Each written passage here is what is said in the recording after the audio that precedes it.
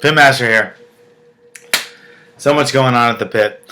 We got Glover fighting John Jones in April. We got Johnny, my son, fighting this Friday in LA. I'm going to go down and work with some of the American Top Team guys in a week with Liborio.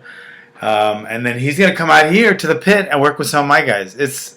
I love that that synergistic relationship like that. I mean, it's what I have with Chuck. I mean, it just works. I mean, I help Chuck, he helped me. That kind of stuff is just. I help Liborio, he helps me, and it's great. It's martial arts at its best.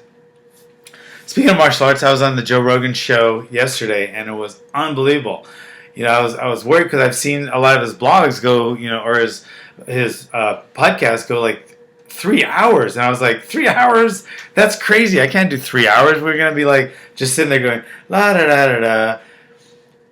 I get there, we start. Next thing I know, he's saying, "Okay, 3 hours is up," and I was like, "You're joking, right? That was like 5 minutes. It was 3 hours. It flew by." That's how good he is at what he does. He's just so sharp, so intelligent, so quick. It just went. And I was like sitting there having fun, and I wanted to go another 3 hours, but he wouldn't let me. And it was like, next thing I know, he's like, "Well, 3 hours is up." I was like, "No way." And I looked at my watch. It was 6 o'clock. So, he's that good. That's how he is on the show. He is, the best color commentator I've ever seen. He's so knowledgeable. I don't think he's ever fought MMA, but he just knows so much about martial arts, and that's what MMA is. It's martial arts, and he's a true martial artist. He has the mindset of a martial artist, the bushido of a martial artist. He's a black belt in 2 different arts: a striking art and a grappling art. So I was just so impressed. It was so much fun. So we did that yesterday. That's on his podcast. Okay, now why I'm here. Last week's blog, I talked about just the phony martial arts schools and what a disservice they're doing. And the disservice isn't that they're teaching phony techniques, dance-like moves that have nothing to do with the street fight, wrist locks that will never work. That's fine. Teach that. And if people like it, they'll pay you to go.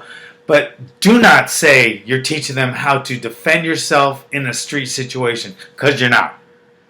So that's what I talked about last week. Now, I do teach what works in a street situation, but how do you train that without hurting each other, losing students, killing students, and not having a good time? And I just look to the military.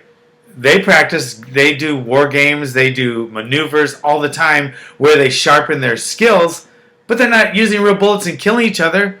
They simulate. They use laser, dots. They use things where, if it hits you, you have a little sensor and it goes off, so you've been shot. The cops do that kind of stuff when they do simulations. Simulate. If you're training for knife fighting, you're not going to use a real blade. You'll only practice once, then you'll be dead. So you simulate. And we simulate our techniques as well. Okay, we simulate our techniques. But on top of the simulation and the drilling, so it becomes muscle memory, another thing that's very important to do is visualization. I like my students to visualize when they're practicing these moves on a bag, say, and I want them to hit the bag really hard. Visualize that somebody's attacking you. Visualize the scenario. Okay, get it in your mind. Connect that to your muscle memory. Then when you're practicing the techniques with a partner, visualize. Okay, have a little more control because you can't hit your partner like you do the bag, but still visualize it and what would be happening in that street situation. So the 2 most important factors, 3 actually, it's going to be you drill. You just drill things all day long. You drill the hard punches on the bag and the mitts and the shields that you're actually using as a street fight. Okay, then you you simulate the situations with your partner. Okay, so your partner grabs you, and you know it's a real situation. You simulate, and you visualize what you're going to do. So you drill, drill, drill, so it becomes muscle memory. You simulate a real situation, so you can picture it in your mind, and it goes into your muscle memory. Okay, so there's two right there. Okay, so you simulate, and you drill, and then you visualize. Visualizing is probably takes the most creativity, and takes the most work for you. You need to do that because it's so easy when you hit into the bag. You know, you're hitting it hard and stuff, but you're just getting into a rhythm, just hitting the bag to hit the bag. Hit the bag to have better punches, so when you get jumped, you'll be more successful. If you're a fighter in the cage, hit the bag, visualize your fight, simulate your fight, so you're not hitting the bag to be a better bag hitter. You're hitting the bag to have better, stronger punches, so when you fight in the cage, you win the UFC title and keep it. Okay?